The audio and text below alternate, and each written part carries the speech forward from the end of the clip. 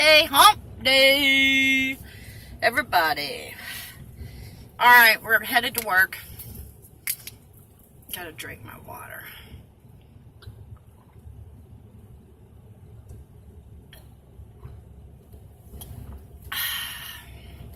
Half of it's gone. So how's everybody doing today? It's 44 degrees in Kentucky.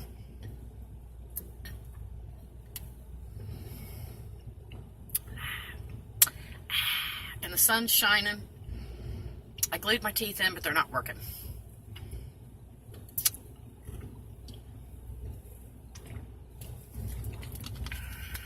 Oh, well, there's one more drink.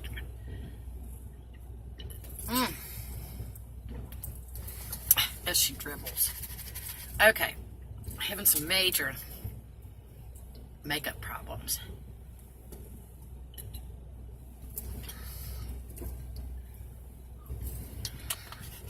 For crying out loud, wow. 14, a minute and... Okay, so I put moisturizer on my face first, and then I let it dry. Then I put the foundation on, and it's flaky looking skin and the hair, and I just don't know what. David and I get paid this week. We're going to have to go to Ulta. All right, Lala called shotgun. So Lala's in the seat today. Sorry, girls. Okay, I got to get ready here. I need to stop and get something to eat. I'm feeling funky. Yesterday I forgot to take my medicine. I had a really rough day yesterday. I felt weird all day. I felt like my sugar had dropped, and I checked it was 186. It's like, what the heck? And I had just eaten, though. I had a cheeseburger and some french fries from McDonald's. $3 what it cost me at the flipping airport. I have to fix my teeth. They're flopping. So anyway. Oh, okay, back to yesterday's video, okay? I appreciate everybody's comments. The issue is with the house in 1987. Okay, let me explain this first. There was people at church that their parents ended up going into a nursing home. They lost their house because it was in their name. And got the back window down a little bit. It was in their name. And they lost the house to the state because they went into a nursing home. So anyway, some of you may be familiar with that, some of you not. I don't know how to really explain it. But anyway, so my mom and dad talked to these people at church, and they were like, you really need to sign your house over or put your house in someone else's name so that if you end up going into a nursing home, you do not lose your house to the state. So, in 1987, they made a will in 1987. Everything was supposed to be split down the middle. Okay. So, they did that, and then in 1997, they went and transferred the house into my sister's name for $1. Okay. To my sister and her heirs. Okay? I want to stress this too. It's a very, very difficult subject. I understand. That's why I really didn't ask any questions in this hair, I'm telling you. Anyway, I was uncomfortable. It was a very uncomfortable conversation to have. But I did not talk to my parents, to my mother mainly, about what was going to happen when they passed away. So that's my dilemma. You need to talk to your family members, your kids, your parents, and find out what is going to happen. So you're not in the spot I'm in, because I don't know. I'm not talking to my sister right now because I'm upset about the situation. And I don't want to talk to her. I can't call her and talk to her because I'm very upset. and angry, and I don't want to say anything that I shouldn't say because I have that forked tongue sometimes, and you can say things that you regret later or that you really don't mean, but you're just trying to hurt the person at that moment. But then once you say it, you can't really take it back, and you can, anyway, you know what I'm saying. So you really need to have a conversation with your people and let your people know what's going on, or find out what's going on with your people, so that you're not in a situation blinded like I am and getting a shock. It's upsetting enough that you lose your family or your spouse or whoever or whatever, that you have to deal with that. Then find out that, so she brings papers over last Sunday, and I'm going to have to pause this here in a minute because I'm going to the store. She brought papers over because I had sent her a message and said, I know nothing of what's going on. I'm in the dark here. I don't know anything. And so she brought over the will, a copy of the will, and copies from the lawyer to go to probate court. I didn't go to the probate court because I didn't see any sense in it, because the house is not part of his estate because it's in her name, okay? She's not reassuring me that, okay, Susie, the house is in my name, but I will give you your share of the money. And I've asked her, well, what do you want to do about the house? And she's like, well, I want to move in the house. Okay, so whatever. But see, I don't understand. She has a home of her own. I have no home. I have no car. I'm driving Dad's car. It's in his name. So, what do you do? I don't know if I can be able to call the lawyer that she went to for the probate court or what, okay? All right, hang on just a second. Okay, I'm back. Rolling? Yep, we're rolling. Okay, so that's my dilemma. That's the whole point about the house, because it's in her name, and it's a QUIT claim. So that's the deal with the house. So anyway. So I don't know if I can talk to this probate lawyer that she got, and he would tell me anything, or would be able to get me to understand anything. Dang, McDonald's is busy. Okay, so that's my deal. That's the deal about the house. I don't know. I've made videos, but I don't think I put them up because I didn't want to voice this on video, because sometimes she watches my videos and she gets upset. Well, I'm sorry, sister, but I'm upset and I don't know what's going on. You're not telling me what's going on. So, oh crap. That's where I'm at. I gotta get this out. I'm trying to let it go and all that good stuff.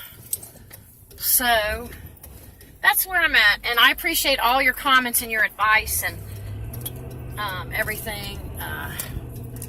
So I don't know, I just, like I said, I can't talk to her because I'm upset and I get frustrated and I cry, and so I just have to, make my plan and figure out what I'm going to do, figure out how many hours I'm getting at work and all that good stuff.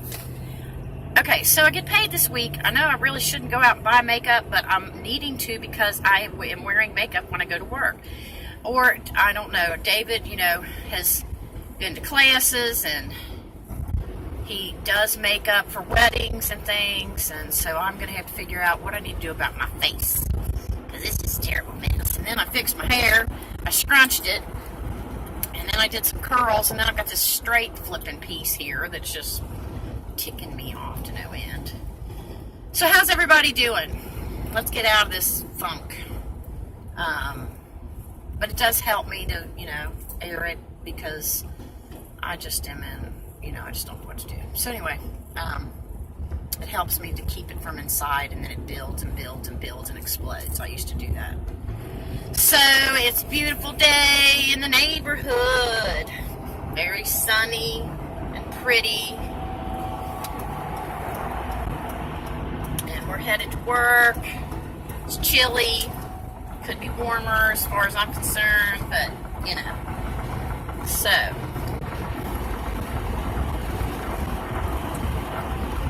was a very slow day at work yesterday. I'm going to get out this truck's blind spot so who knows where I'm at. Okay, here we go. We're on the bridge. Everybody's braking. Why? There's no Johnny down here. What's up, people? Why do you do this? Anyway, so I hope the back window is not distracting you or sound like an airplane. My daughter says it sounds like an airplane, but oh well, there are people over there working. Anyway, crap, I forgot to look for some sinus pills. I got sinus drainage today, and for weeks it's making me sick to my stomach, girls. Oof. Oh, gosh, oh. So anyway, how's everybody doing? Once again, how many times have I said that?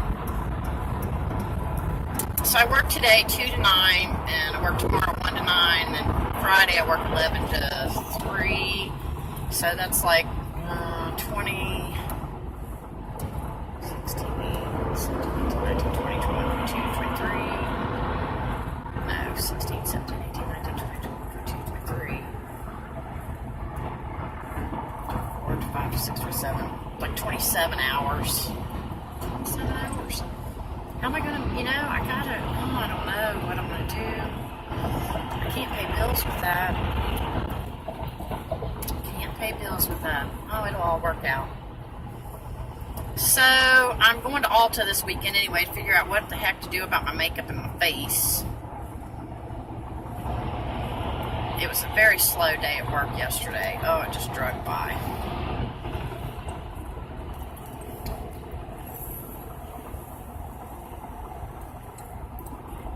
Some of these people that come in there, I'm telling you what, smell like a brewery.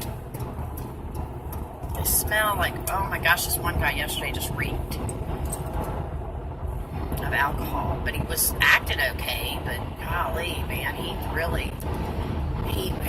came in, he paid for smoking, bought an alcoholic, let's see, what was it he got? Bourbon and Coke, I think it was. And that would be Jim Beam, and Coke. And he paid for a second drink, which is $6.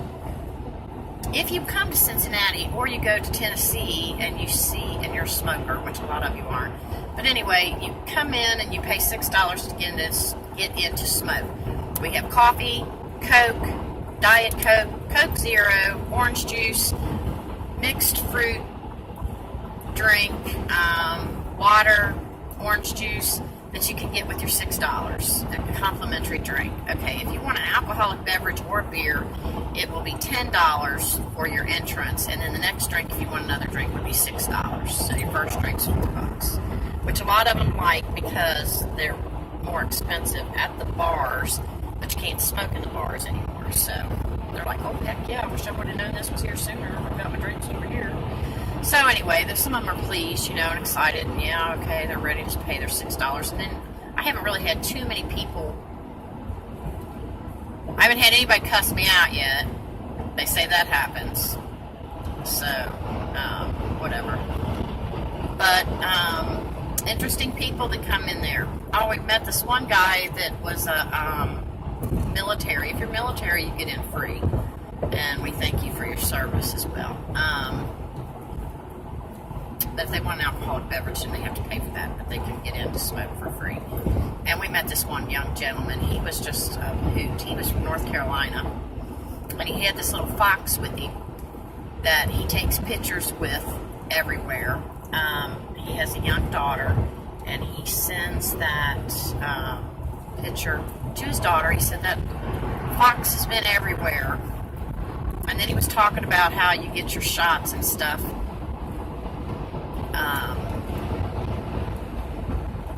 How you get your shots and things, and how when they were in Afghanistan and stuff, he wanted a penicillin shot and they wouldn't give him one because he said the people that come in there when you're stationed there, you get these people coming from everywhere, and then they have whatever germ or whatever, and then their people, what do you call it, pavilion, or I don't know, not pavilion, but their group where they're stationed ends up getting sick because these other people are coming from different states and whatever, and then they get sick, and they're sick for about a week.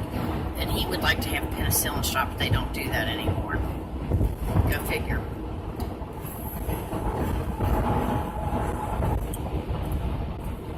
But when my dad was in the Navy back in the 40s,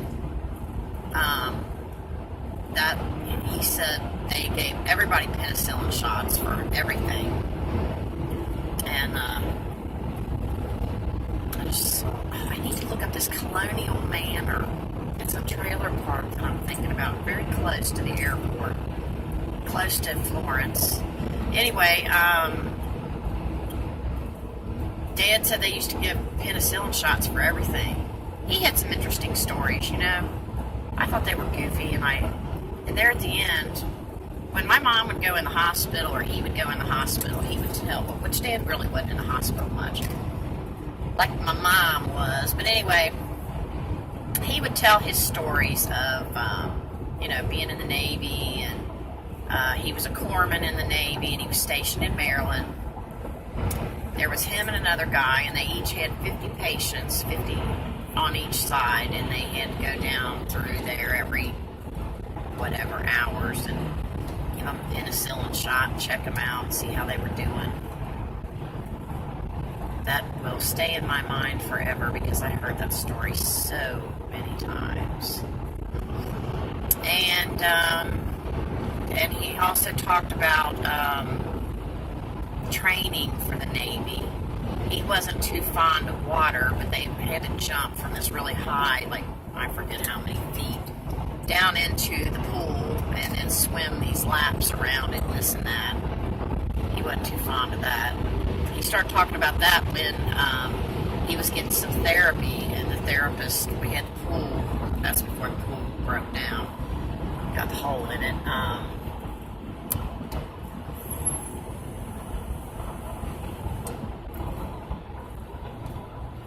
He did some therapy. He got in the pool maybe 4 times. I'd say the whole amount of time we had that pool, he only got in that pool about 10 times, and I don't even think it was 10 times. But anyway, yeah, that's the story of Mr. Ed. Good old Dad, you know. But anyway, the stories your family tells you, and you remember and you don't remember, and whatever. And, you know, I should have wrote a lot of stuff down. I should have taped him. I really wished I would have taped my Uncle Wilburn, my mom's brother, Wilburn.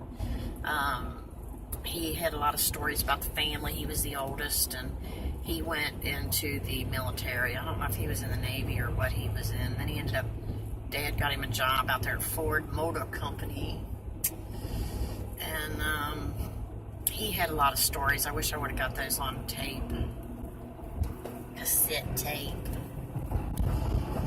But, you know, that's some things you don't really think about till after the fact. Again, you know, talk to family members, talk to the seniors in your family, and get stories and tape them, write them down or anything, because, you know, you may not think that it's interesting at the time or now, but after they're gone, you know, there's a lot of things that you can't ask them anymore, and you want to know, and, you know, just like we have all these pictures, didn't write anything on the back of them, and I so regret that. So regret that. Regrets of our lives, everybody. Regrets. We are on our way. I'm taking you farther today. Going on to 20 minutes, 19 minutes. Why did it take 19 minutes? Oh, wow, there's a big fire somewhere on Mineola Pike. Somebody's burning something.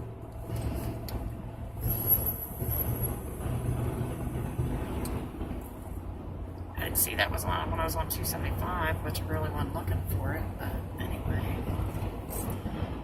So, there's the employee bus.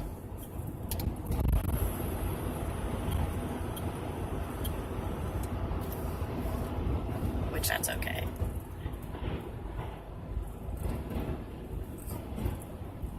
So, what are you all doing on your hump day?